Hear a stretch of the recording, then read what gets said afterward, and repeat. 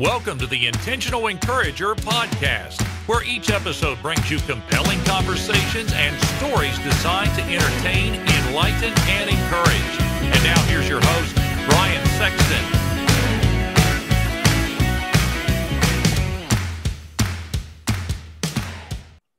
And welcome into the Intentional Encourager podcast. I'm your host, Brian Sexton. Thank you for joining us again today. I'm a little overwhelmed right now because when this guest and I, when we first jumped on this call, there's a big target there, and I'm reading his LinkedIn profile. He's a founder and a government relations expert. He formulates GR strategies to lower business costs and maximize revenues. I'm just fortunate that I was able to pick out a shirt that matched today, and you know, being in the presence of somebody brilliant like this is always a challenge, but we're going to get through it. I have on today's podcast, Luis Farias, Farias. And again, he is we're going to talk about this too. He's a Latino writer and champion. And I love that. And we're going to talk about that. And he targets impossible. Target your impossible and make it possible. And we're going to make possible a great conversation with Luis Farias, who joins me today on the Intentional Encourager podcast. Luis, how are you today, my friend? I'm doing great, Brian. Thank you for that generous and kind introduction. Thanks for having me. And, I hope that we can impart a little bit of knowledge along the way during this conversation. Well, when I'm in the presence of greatness like that, I have to really, give the introduction like that. Otherwise, it would be a letdown, Luis. I mean, you have done a ton of stuff in your life and career, and we're going to get to that here in just a little bit. I got to ask you, and and I were talking a little bit before. We were actually talking about the weather before we started recording. Yes. You're out in Southern California. Correct. I've got to ask you this, and I asked this of nearly all the guests as we record this in the midst of COVID-19. How have you been impacted personally from the pandemic? And maybe what has been a lesson or one of those aha moments that you've learned in the last year that was either a new revelation or an existing revelation that you'd kind of put to the side? Excellent question. I think what I would say to that, Brian, is challenges give you an opportunity to really understand your strengths and your weaknesses. As a nation, as we watch, here globally, everybody has had to, in a sense, reinvent themselves and change their life around.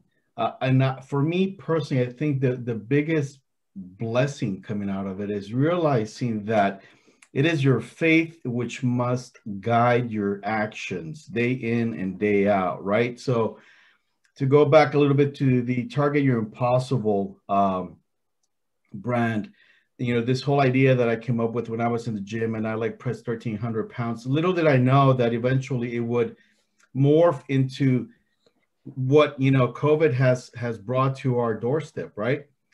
Targeting the impossible is different for everyone every day, but we must do that. Now, hold up a second. Hold on a second. I got to jump in here. Yes, go ahead. That was such a throwaway thing. When I was in the gym, I pressed 1,300 pounds and I had to do a double take. I'm like, wait a minute. I curled a Subway sandwich last night, not 1,300 pounds, man. That is just incredible, man. Let me pull some conversation out of that. Sure. I mean, you just dropped that in there so beautifully, Luis. When I was in the gym, I just popped 13. I was like, wait a minute. What is something that we can equate to bodybuilding and weightlifting around this and bring the two together? Because again, here's why I want to go here for just a quick second. A lot of people feel like their situations weigh 1,300 pounds. Mm-hmm. You've had businesses that have been, you guys have seen it in California where restaurants have been challenged and the service industry's been challenged. And that's right. There may be some entrepreneurs out there that go, you know what, Luis, I may not have physically been able to do that, but man, the last 6 months or the last year, I have felt like every day I've gone out and tried to lift 1,300 pounds, and it's just felt impossible. Is there something that you take from that world and kind of tie it to the current world? Again, target you're impossible. So what does that feel like to lift that amount of weight? Yeah, the leg pressing for me, I'll tell you, I'll go back a little bit and explain. When I was in high school, the most I ever leg pressed was 700 pounds. But, I was working out with my son, and I was thinking, as we get a little older, most of us think, hey, that's just, the way it's going to be. And you got to maybe slow down, take it easy. And I thought, no, I'm going to do the opposite. I want to challenge myself to be stronger, to be better than I was, back in high school. So hence, the 1,300 leg press. Hey, man, event. No guts, no glory. It's what I use. That's what I tell my son. I was like, hey, That's man, right. No guts, no glory. That's right. And when you do that, you're like, okay, this is great. I wanted to get to 1,400, 1,500, but then COVID happened. But to bring it back to what you said, Brian, I think everybody that we know has a challenge, a monumental challenge that they face in their life. Unfortunately, perhaps they do not believe that they have the wherewithal to overcome that challenge and thrive. Perhaps someone has never told them that. That's why, your podcast is fantastic. People need to hear this. It doesn't matter how big the challenge is. What matters is what you're made of. And if you refuse to quit, if you refuse to give up, if you refuse to give in, you will overcome whatever it is that you're facing. Guaranteed. Yeah. And you'll be happy in the end that you did. Well, and Luis, here's the thing that I think about, and I love the analogy you made there. And you said, I wanted to show my son that I could do it. And, I have a 20-year-old son. He's a sophomore in college. And there have been times, and that's something as a father I have felt like has been the greatest challenge for me is constantly being a consistent example to my son, how to love his mother correctly, my wife, his mother, how to be a good husband, because someday my son's going to be a husband. Mm-hmm. He's gonna love a girl like I love my wife. He's going to go get a full-time job. I want to show him the example of working with excellence and doing things. And I'll tell you this, and let me, I'm going to jump off here and then jump back. Luis, I can't help but think, man, that you were talking about that. And one of the greatest compliments somebody ever gave me about my son was not a star basketball player. He was probably 9th or 10th on the bench, even his senior year. But the guy whose kid was the best player on the team came to me and he said, I want to tell you something about your son. Your son, my son, has said, your son is one of the greatest teammates he's ever had. Mm-hmm. Your son is an incredible teammate. And I was like, that's it. Because to your point, we think it's impossible to do these things. But what's really possible is doing the simple things. If Correct. You don't go to the gym, you're not going to be able to leg press anything. You don't leg press sitting in your recliner. Going, if you don't get out of the sofa. Right, exactly. Nothing's going to happen. Yeah. And so when you take that step, that starts the possibilities Correct. Of doing everything that you want to do. What was the lesson that you felt like that you shared with your son in that moment that was kind of like that moment where it was that tying together of father and son? Can you take me to that moment where it kind of came together for you? Yeah, look, I think just going to the gym with him, spending time together, talking about life, like, two buddies for me was huge, right? Like you want to be a good father. You want to leave a good example for them to follow. And sometimes I think we don't listen well enough. When you have gym, a sport, or whatever that you share in common that kind of becomes a distraction from that relationship, that dynamic, I think it can really enhance the relationship. And I'll tell you, here for Christmas, one of the best gifts that I got from my family was this leather-bound book with the words "Target Your Impossible" on the cover. And my wife, my son, and my daughter all wrote something in there about the impact that, not just the phrase, but the impact that have had in their lives, which to me was the greatest gift ever, right? For you to just sit down and relax for a moment and take that kind of feedback in is huge.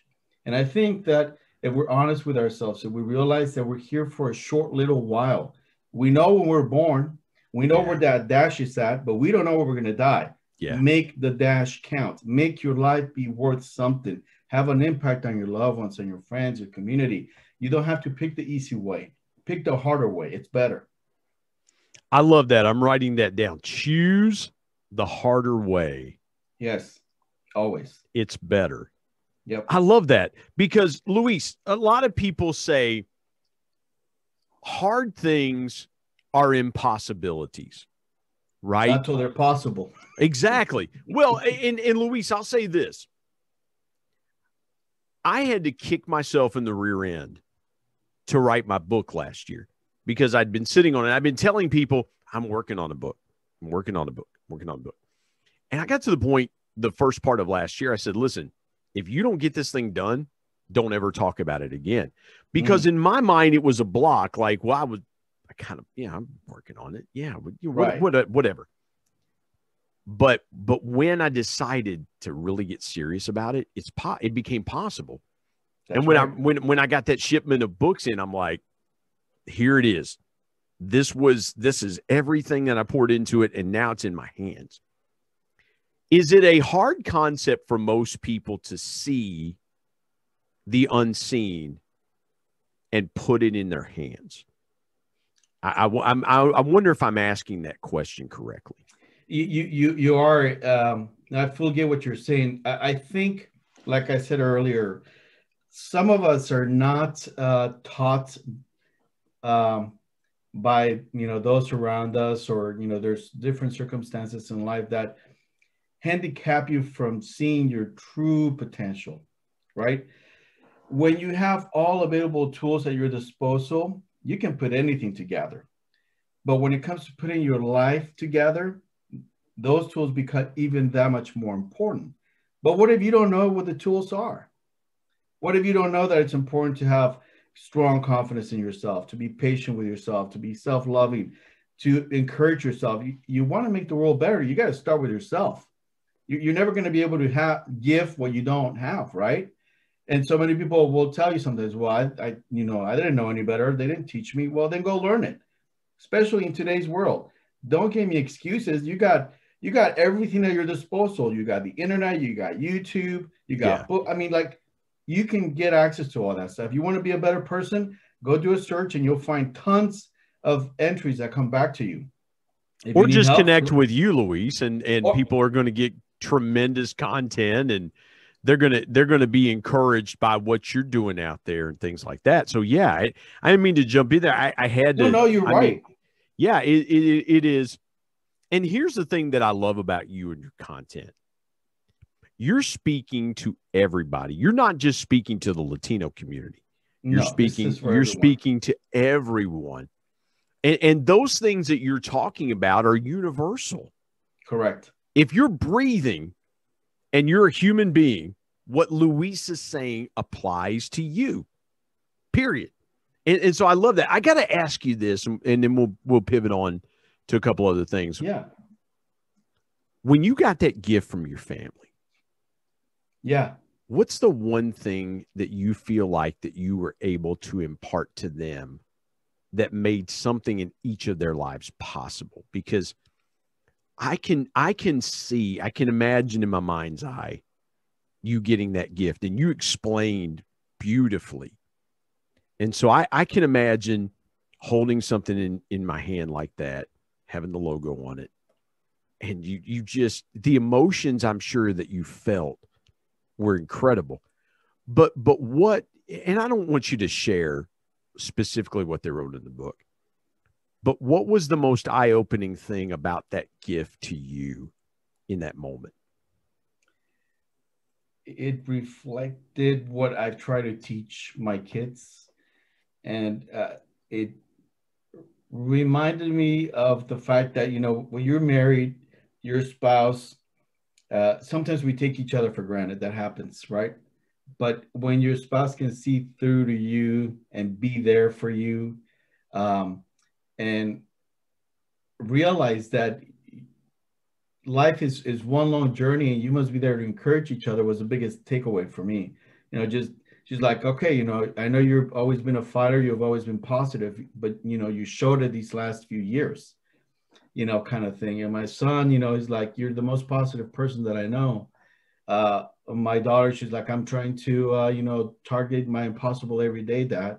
So for me, all that stuff, it was like, this is it, right? This is what I'm thankful and grateful to God for, because he can use every person, each one of us, to have that kind of an impact. We just got to get out of the way. We got to start doing. We got to start believing. Yeah. And then beautiful things happen. And then I think we make the world a little bit better. See, that's kind of like having a problem with Windows and living in Bill Gates' house. You know, I mean, you are just, I mean, what you're doing is incredible. And then your daughter goes, Dad, I'm trying to figure out my possible every day. I love that, Luis. That is so cool. Let's step aside, take a quick break.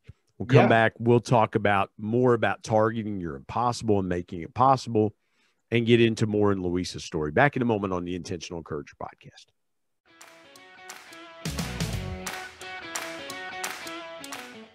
Hey everybody, Brian Sexton here. I want to tell you about our sponsor, SEO National. SEO stands for Search Engine Optimization. Now, what's that, you might say? Well, search engine optimization helps you show up higher on search engines in front of paying customers for words that you as a business owner can monetize. What a great concept. SEO National is owned by my good buddy Damon Burton, who's been a guest here on the Intentional Encourager podcast. Not only has Damon and his team worked with businesses of all sizes, from e-commerce startups to NBA teams and Shark Tank featured businesses, but more importantly, Damon and his team are about transparency, trust, and providing lifetime value. So much so that he still has his first customers after opening SEO National 14 years ago. Let me give you some intentional encouragement and call Damon and his team today at 855-736-6285 or go to www.seonational.com and get a free quote.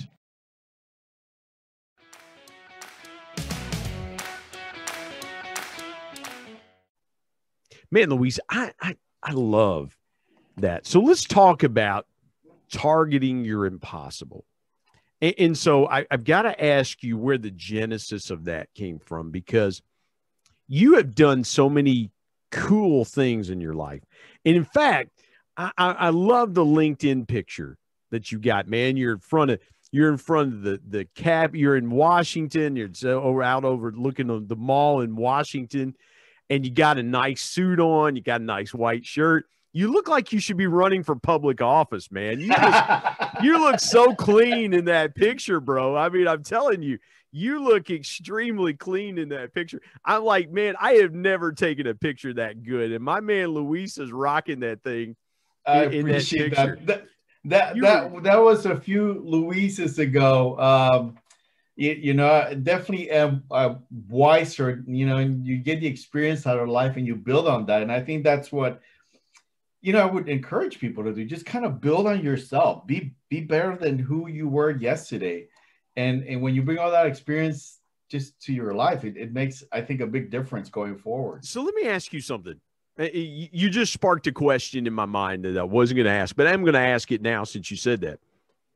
If you rolled up at that moment now on Luis taking that picture then, you said that was a few Luises ago, and I love that. What do you think you'd say to that guy in that picture now as opposed to back then? Go, charge, don't stop. Go, that's it. Just charge, don't stop for anyone.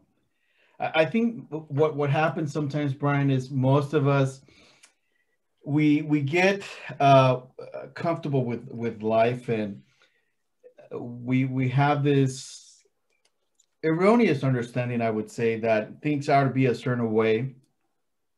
But you can build stuff, you can rebuild yourself and be better and not settle for things. And you just have to give yourself permission to be great and to succeed.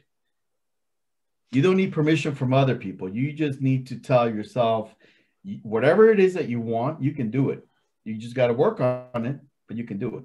Man, I love what you just said there. And I want to take a step back and let's talk about that a minute. You just said that many people have an erroneous understanding of how things should be.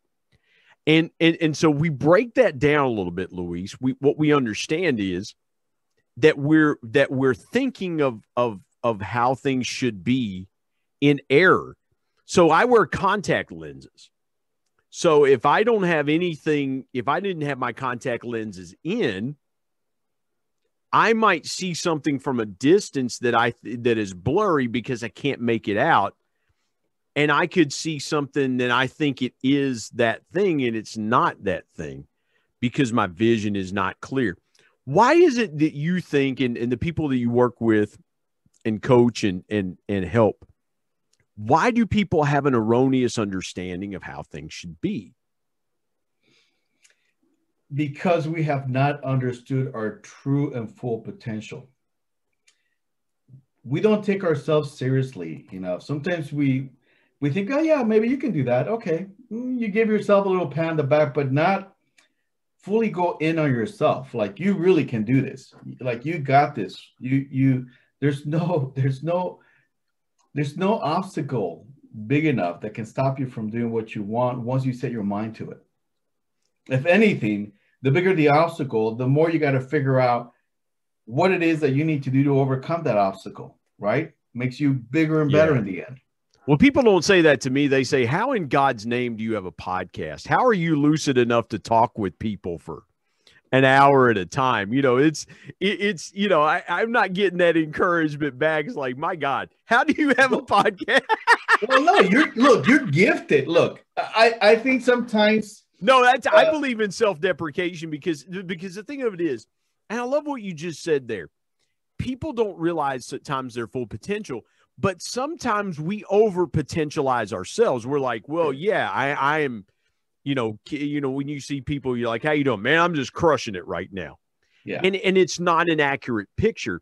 And Correct. So I tend to be self-deprecating because for me, I want to continue to understand that I'm working toward where I want to get to. I'm not there yet. I've not yet arrived. Right. And it's like, and I'm a big sports fan. I remember when I was a kid, I collected baseball cards, and they would release the baseball cards that had future stars on it. And you go back and you look, and my son and I were doing this. We were going through some old baseball cards, Luis, back from the 80s and late 70s and things like that. Very cool. Yeah. And I looked at the guys in these future stars cards, and about 10% of them actually had a decent career. And an even smaller percentage of what people thought were future stars actually ended up being Hall of Famers. And so, again, I love what you said about the erroneous understanding, because you can overthink that you are at a certain level when there's so much. If you're honest with yourself, you're like, man, I have so much work to do to actually get to where I think I am. And then sometimes you don't realize, man, you're farther down the road than you even thought you were. It's like, I'm not doing anything. And you realize, you take a step back and you go, wait a minute, I'm a lot further down the road than what I am. When you think about targeting your impossible, and you work with people and coach people like that, do you find at times that they are farther than their impossible that they think they are? Am I asking that question correctly? Yeah, I think I think that's a really good question. And what I would say is sometimes it's better to overdo than to overthink. Say that again. I love that. It's better to overdo than overthink. Wow. I mean, you got to think about what you're doing, but don't overthink it, right? Because then you overthink it, and what happens? Self-doubt enters the picture. Paralysis enters the picture. Procrastination enters the picture. Just do. You start, if you're going to clean, if you're going to wash your car, if you're going to do your taxes, start doing. Don't think. Just go do it, and it'll get done. That's a beautiful thing about it, right? Once you get started, you don't want to leave a car half washed.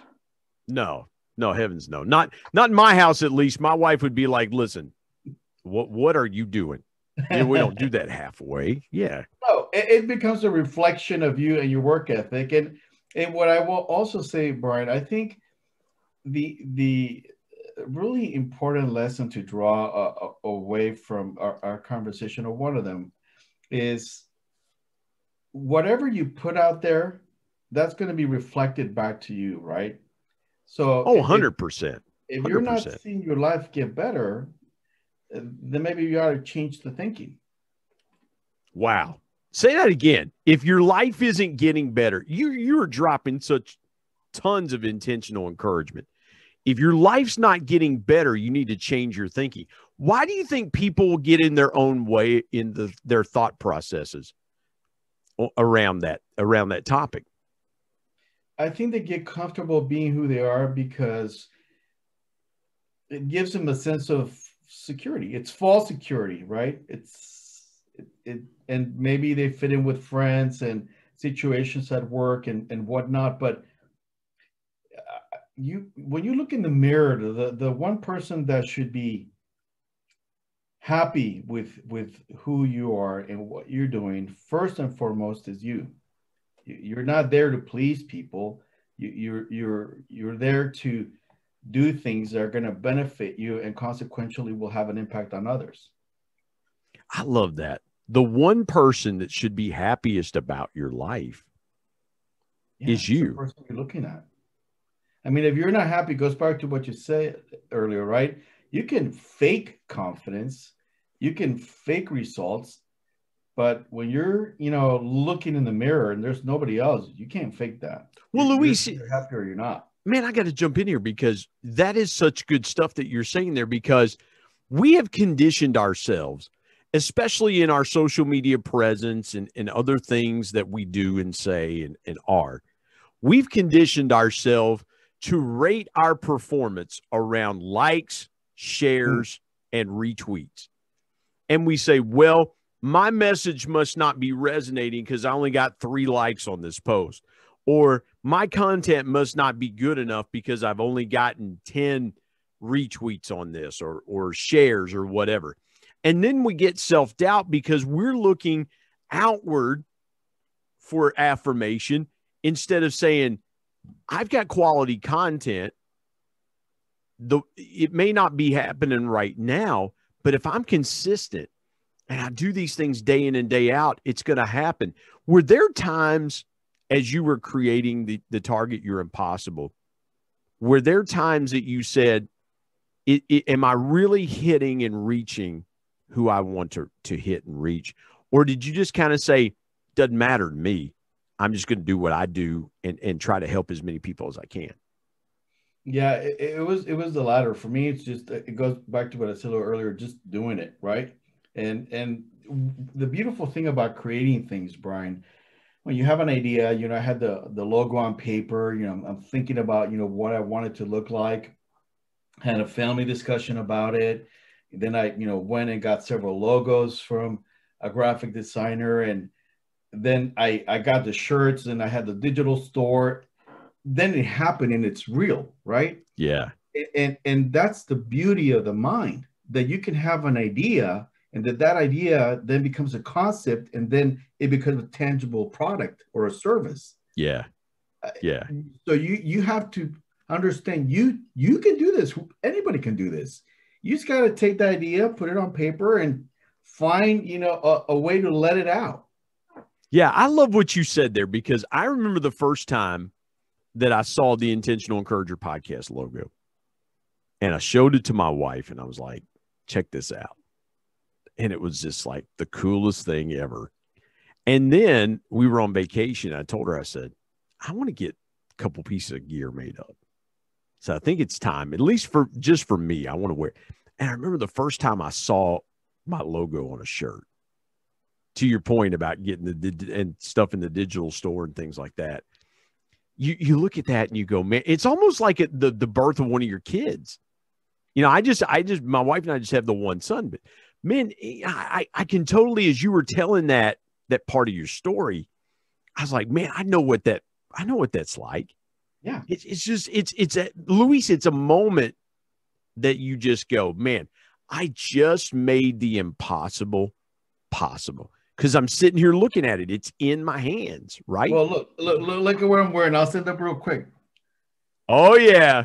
Yeah. Well, I didn't want to wear my Intentional Encourager podcast pullover because you see this background behind me, and it's like, then you got it on your, it's like for me, it would be like overkill. Like, you really like your podcast, don't you, man? You know? It becomes a lifestyle. And for me, that, you know, what you said resonated. You're able to create something and it's fun and it's a reminder that it doesn't stop being important just because you've created it. Now you got to build something else. And I think when I think about my career, you know, the things that have happened, Brian, you know, you start with government, you know, I want to give back to the people of California. I did that, got a chance to spend some time working under Schwarzenegger. But then you go into the private sector, which I was, you know, able to do. I worked for Carl's Jr. Hardee's. You may know those delicious, you know, burgers from commercials. And I've eaten several of those burgers from commercials. Oh, you're a good man. Yeah. Hey, let's do this. Let's park the conversation here for just a minute. This is a great place to jump off. Step aside, take a break, because I wanted to get into your story. Now I'm even more intrigued that, one, you've dropped fast food. And you can tell by looking at me, I enjoy some fast food. So do I, man. Yeah. So we've got that in common. And then you just mentioned working for Governor Arnold Schwarzenegger. And so in that vein, we'll step aside and go, I'll be back here in just a moment on the Intentional Encourager podcast.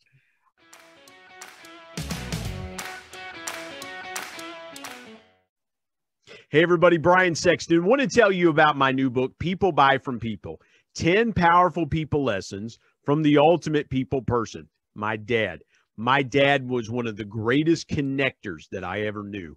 And he shared with me 10 connecting principles that I have used throughout my 25-year sales and sales management, customer engagement, and leadership career that I'm passing along to you. If you want to be a stronger, deeper, and more powerful connector, you've got to pick up a copy of People Buy From People. There are concepts in there that you may not realize help make you a power connector. You can go to Amazon and pick it up, Kindle if you're an e-reader and you like to do it that way, or now available on Audible. And there's one other way you can get a copy of People Buy From People. You can get one from me and I'll sign it for you. You go to intentionalmediaandpublishing@gmail.com and send me an email, and I'll share with you the link on how you can get a signed copy. You can buy a signed copy directly from me. Again, People Buy From People. If you want to connect like never before, pick up your copy today of People Buy From People. And now let's get back to more great conversation here on the Intentional Encourager podcast.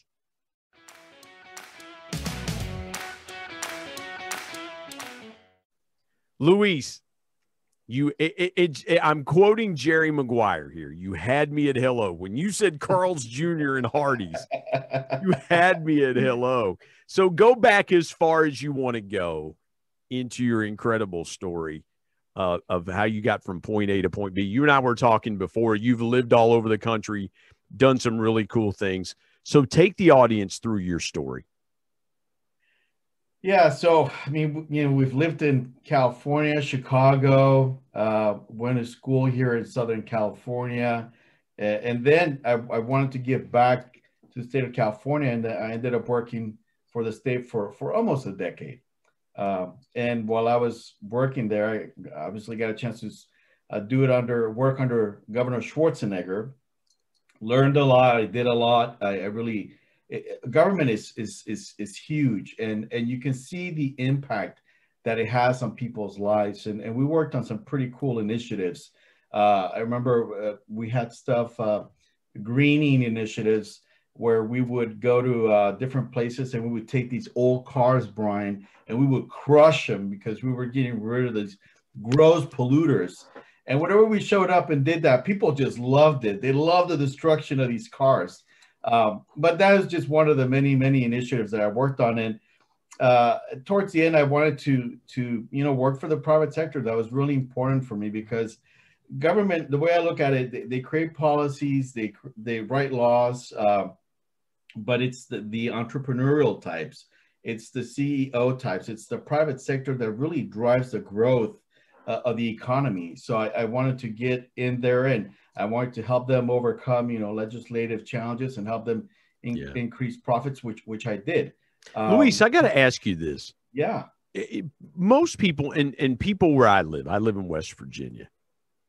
We looked at California when Governor Schwarzenegger was there. And was so cool. It's like, okay, you guys had this larger than life figure, this movie star, this guy. He comes in, he's like, listen, I'm going to run for governor. You get to work with this guy. You get to work with Governor Schwarzenegger. What was the one thing that you learned about working with him that you didn't realize that he was good at? I think his ability to hone public attention on issues as a government leader was huge. It was able to help him create an agenda. I participated in several events where, for example, he would gather the governors of Mexico. It was a border governors conference. And to see that interaction, to build better relationships with cross-border governors, to make them really feel welcome and build things that could be a benefit to both countries, was huge for me. But it wasn't just working, with him. It was also the people that he assembled together, right? So I got a chance to work with other leaders in government who were real go-getters. They weren't there to take, they were there to create. And I actually still stay in touch with many of them, people that worked hard. Yeah, one guy I remember where I was working in this agency. I was coming in during the weekend, and he's there standing down a table, his office, desk. I'm like, what are you doing? Yeah, we got people that could do that, but no, his thing is like, I'm gonna do it. I'm gonna create. I'm gonna get better. Very talented guy. Very, very smart. Very sharp. And I think Luis, I didn't mean to jump in there. What you just said is incredible. It's like the governor said, "Hey, I am the figurehead, but and if you know anything about Schwarzenegger's life." He had very humble beginnings in Austria. I mean, he rose and that connection, you're a body, weightlifter and bodybuilder. He worked and became this international phenomena in the world of bodybuilding. But here's what I took from what you said. He knew how to connect with people in very deep ways to make everybody feel important when he was the largest persona in the room. And yet two things I took away from what you said, and please forgive me for interrupting. I had to jump in there. What I took away from that was he knew how to connect with people, but he also knew how to assemble a team of people that knew what he didn't know. How important was that? What ultimately, when you transitioned to the private sector, and I don't want to put words in your mouth, but I got to think that was really important, that lesson that you learned there about getting everybody involved in the conversation. Yeah, the best performing teams have someone who leads them, who trusts them, who picks them, right? And lets them do their job.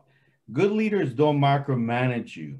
They hire you and they trust you to get the job done. And I think in today's world, you see a lot of micromanagement out of fear, insecurity, and frankly, you also have people in leadership positions that have no business being in leadership positions. Yeah. Uh, Yeah. I'll just leave it there. I think man, I wish you would go on a little bit with that, because you are just flat dropping the knowledge right there. Because again, just because you have the title doesn't mean you belong in the seat. And Luis, let me go here for just a minute. And I said this on a post on LinkedIn several months ago. I kind of came up with a generic term that I call fearership.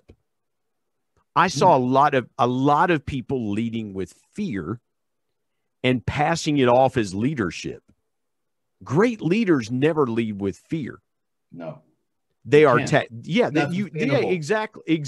Well, it's not possible. It is impossible to lead with fear. And if we're going to target that impossible, then we've got to get fear out of the equation in leadership. How do you coach? Let me just jump back a little bit, and we'll get back to your story. How do you coach that out of leaders? Because you know it's impossible. Most people know that it's impossible to lead with fear. How do you coach that out of your clients? I think what you have to do is you have to get people to understand that individuals will give the most that they can offer, not by being motivated by fear, but by the ability to get something good out of whatever situation they're in. If you're an employer, if you have an employee, you can help them get to a next level of performance by giving them bonuses, by making them part of meetings, by recognizing their work. It doesn't take much really to help people feel good, right? Yeah. And I think maybe that's the big, it's not a secret, but that's a big part of it. You have to want to connect with people in order to help them be better off. And I think when you're a leader and you care about people and you're natural about it, that's going to come across. When you don't care for people and you just see them as a tool to get the job done, then you're going to have a very different result. People that feel like they're taken care of, like they matter, are going to always perform more than those who don't, right? Yeah. No, 100%, man. I had to grab some more conversation out of that, because what you were saying was just so good about the fear that envelops leaders sometimes. Like, well, and I'll use my state as an example. Our governor in our state likes to be in charge. He's not a great leader. He just likes to be in charge. And he kept telling us in news conferences, well, if we don't do this, I'm telling you, if we don't do, and it was always fear-based. Like if we don't wear a mask, somebody's going to die. And it's like, wait a minute. I personally know, and I'm not trying to be political. I personally know 32 people that I went to church with that had COVID and all recovered, including an 89-year-old man that all recovered. And so you understand when you're hearing this, it's like, wait a minute, but what's your solution? If you're telling the people this, and I tell my wife and son all the time, never bring me a problem that you don't have a possible solution. Because if you're bringing me the problem, I'm going to solve it the way I feel like I need to solve it. Right. And you may not like the way that I come down with that. But what I know is, and again, I cannot speak for anybody here. I am just offering what I saw here in my state of 1.8 million people. I saw our governor basically hand-wringing every day instead of being a leader and saying, now here's what we're going to do. And here's how we're going to take the impossible situation and we're going to make it possible. I didn't see that here. I can't speak for everybody else. I'm just saying what I saw coming out of Charleston, West Virginia, in our governor's mansion. And I love what you said there, man. I had to park on that because that is powerful. And you don't hear people talk about it enough, Luis, that we've got to take the fear out of leadership.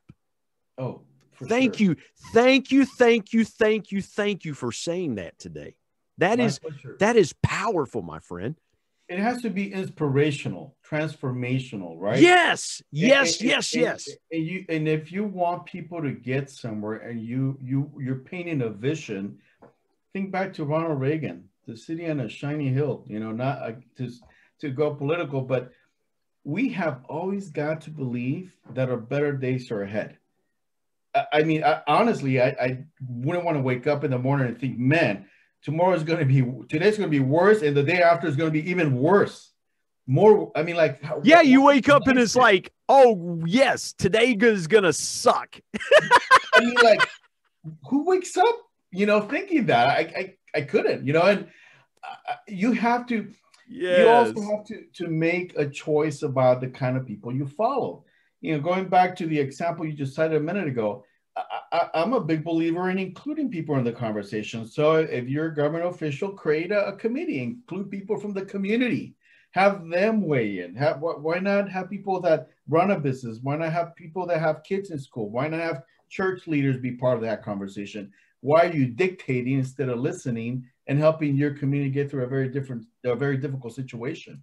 So if you want different results, again, you got to change the thinking. But that presupposes that leader is equipped to do that.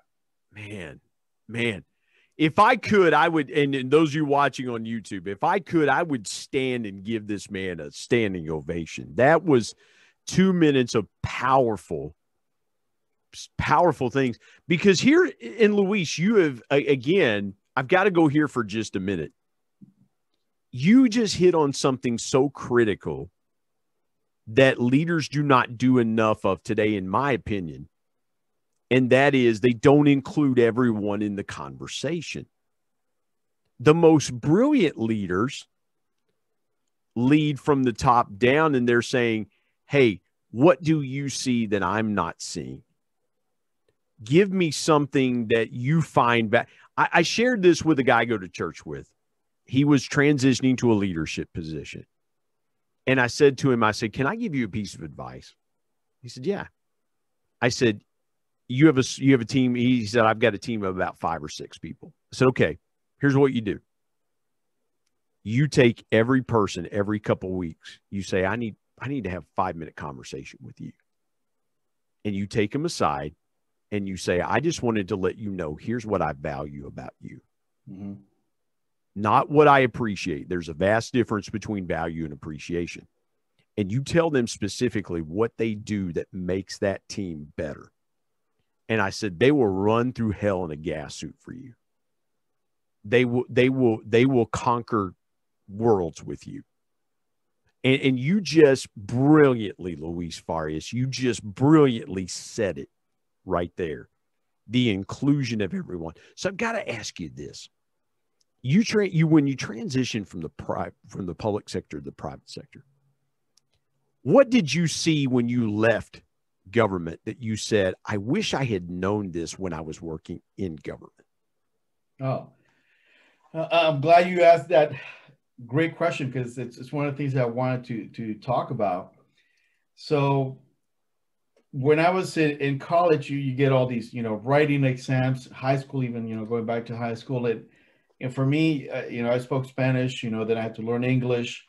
And it was not easy. It wasn't fun. I wrote because I had to write. I got through it when I went to UCLA. I started really kind of making it better, improving my writing when I was with the state. But I really, really learned to love it when I was working with at CKE, because the CEO at the time, he had been a former trial attorney, right? So when you write, your writing's got to be at a very, very different level. Yeah.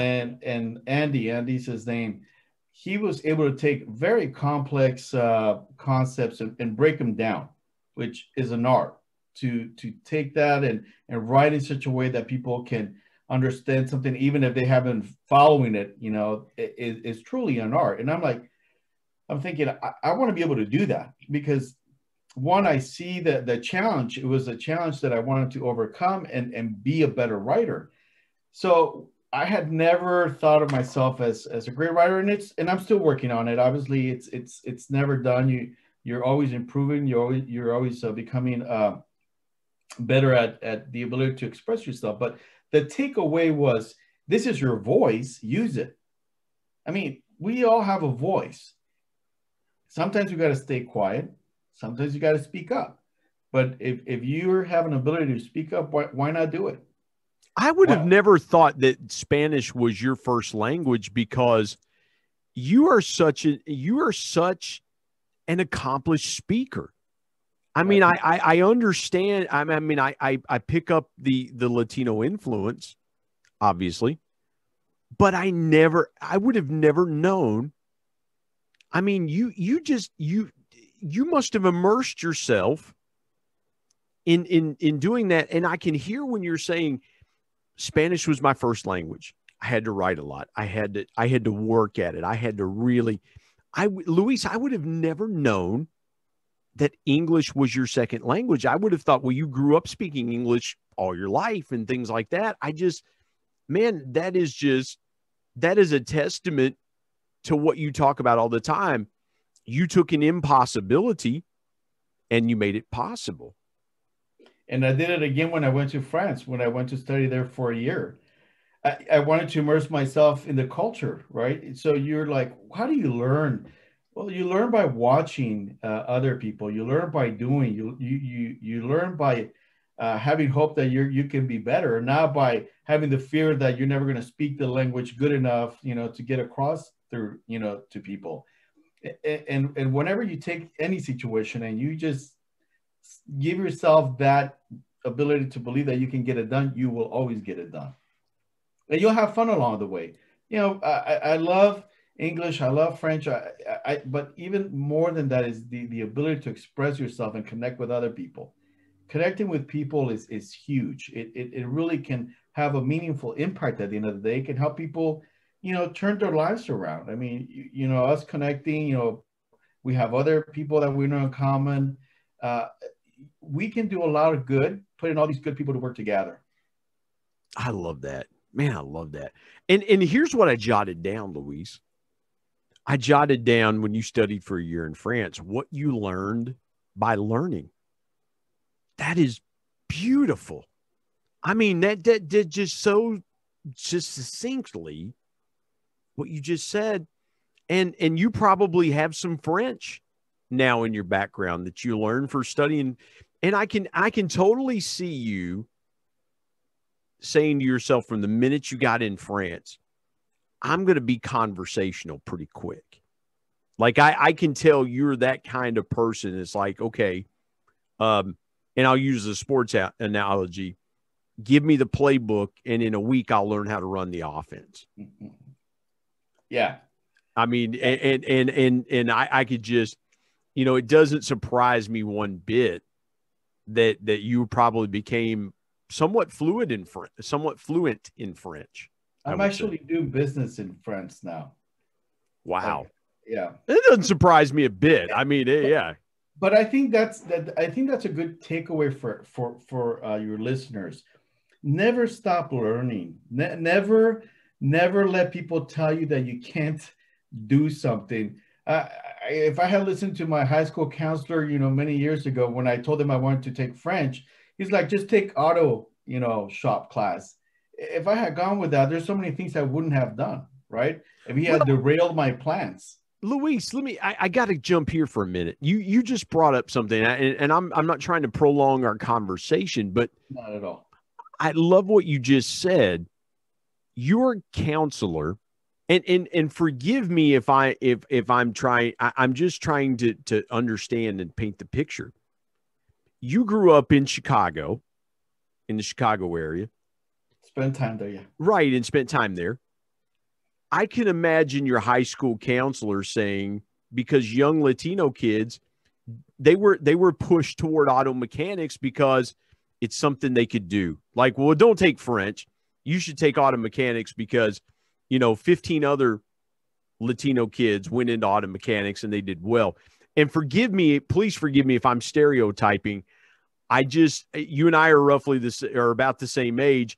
And I know those stereotypes well, because it was almost like where I grew up in Southern Ohio, it was the same thing happening with the kids, that they said, yeah, you probably shouldn't take French. You probably should go study auto mechanics and go to the vocational school and learn a trade, instead of opening your mind and seeing what was possible, and not throwing kids into the impossible. Am I hitting that correctly? Yes, but it actually happened in California. We left Chicago when I was after completing my freshman year. Yeah, forgive me for that. Forgive me for messing up that timeline. No, it's okay. That happened in California, but it was definitely that kind of a situation, because the counselor even said, "Well, this is what your people do." I mean, obviously, a very different time. You know, my goodness, yeah, yeah. No, I mean, he wasn't trying to be disrespectful. This is just how he saw things. And oh, by the way, I love vocational education. I think that there's a lot of opportunities. 100%, yeah, 100%. Because you know the traditional four-year university system, it just leads people down with debt. So, anyways, that could be a separate conversation. But again, it's not letting people take control of your life, right? It's your life. At the end of the day, you got to make decisions that are going to make you happy, and you got to learn to go by what you gut tells you, not by what other people tell you, because then you're never going to be happy. Yeah. So, you know, I said, no, thank you. I did it politely. And, you know, that was that. Yeah. I think if I'd have taken an auto mechanics class, they would have said, go somewhere else. You know, you're just, you're ruining things for us. Yeah. I mean, that's, same here. My dad was a mechanic. I mean, I couldn't understand like how he got under the car, you know, all these different moving parts. I help, I give him tools, but it's an art. You know, it really is. Got different gifts. And let me park here for just a quick second. I love what you just said about the entrepreneurial spirit in vocational in vocational trades. We have so devalued the vocational trades in our country, because we have painted college, and we put college on a pedestal, and we've made the vocational trades our footstool, when in hindsight, you're going to pay someone way more to fix your car and to work on your air conditioning and to work on your plumbing. You're going to pay somebody far more money than you're going to pay that college professor that's teaching your philosophy. Yeah. Yeah. We got to rebalance that equation. And look, I think it goes back to a larger belief. We ought to be creating things. We I don't know when we stopped thinking about, you know, the United States of America as a great country with a huge potential to build new things, new industries, to work with other countries to reach new levels. You know, back in the 80s with Reagan and the Olympics, and you had all this stuff happening. You know, I don't know, maybe I'm romanticizing it, but I really think that was an awesome time for us as a country. And I think that knowing what I know now, it's important that we get back to winning, but it's also critically important that we ensure that other countries can also thrive, right? Coming from Mexico again, you know, you see there's a huge difference in the standard of living. Why? Why is that this way? If you look here in California, you look at the homeless population in Los Angeles. Why is that okay? I mean, we have not figured out a way to take care of these most vulnerable people? Really? We have that same crisis here in West Virginia, Luis, where we have a drug epidemic, where we have created in our area, we have in some place, well, to give you an example, we have a direct pipeline from Detroit, Michigan to Huntington, West Virginia. And here several years ago, our area was referred to as Monington, because those people knew they could come here and as the kids say, make bank selling drugs. And we just became known as being the city that just took everybody in and said, well, if you need treatment, just come here to Hunt. We were busing people in from other states to give them treatment, and we weren't giving them treatment. We were just providing them a place to go, hey, you want to hang out in this little city of 45,000 people where nobody will care what you do? You can get all the drugs you want, all the stuff. We became that society. And to your point, we never figured out how to solve the problem. We just said, well, if we just throw more money at it, or we throw this at it, or we never encouraged people intentionally to get better. We just provided them a place to just be. You just slapped a Band-Aid on them. You didn't go to the source of the problem, because going to the source of the problem means you have to tackle very difficult and challenging issues. Yeah. Often psychological ones. And yeah, it's tough, but you look at people that are in those situations and you think, you know, that's not fulfilling their potential, right? That's the opposite. And, not at all. And so it is sad that happens. And again, I think we have to figure out ways to get through to them. Luis, I would be remiss, and I have loved this conversation. I hope you, the listening, are loving this conversation, because there is so many layers that we've unpacked today that has just been powerfully good stuff. But Luis, I would be remiss if I didn't ask you what your biggest piece of intentional encouragement is to someone, because again, somebody may be listening and go, man, I connect with that with Luis. I connect with that. What you got, they're connecting to these different parts of our conversation. But what's your biggest piece of intentional encouragement? It's something that, you know, I said earlier, go, charge, don't stop until you're happy with who you are. Man, that is so good. I'm writing that down. Don't stop. Keep charging. Man, so good. So good. Luis, we could have talked for 3 hours, but I want to be respectful of the audience's time and your time as well. Let folks know how they can connect with you and where they can connect with you on your different platforms. Sure. So I'm on LinkedIn, obviously. I do have a page on Facebook for the Target You Impossible brand, and we also have an official account on Instagram, and then I'm also on Twitter, so folks can reach out any way they want. I'm happy to talk to them. You have an Instagram page. I am jealous because my 20-year-old son would not let me invade that space. That's where we had to draw the line. He's like, no, Dad, you can't be on Instagram. Don't feel bad. I posted a few times on the official account. My son's like, wrong filter. Take that down. Wrong filter, Dad. Yeah. So, hey, you learn together. I told him, hey, this is your thing now. Yeah, your son just said, Dad, you're impossible. Come on. I'm like, you take it. I'm going to make this possible for you, Dad. Yeah, absolutely. Luis Farias, Farias. You're going to want to connect with him. If you're not connected with him, after this podcast is over with, you get to LinkedIn, you get to Facebook, you get to Instagram, and you immediately connect with this guy because you're going to want to stay plugged into his content. Luis, what a powerful conversation. Thank you for joining me on the Intentional Encourager podcast. I appreciate it, my friend.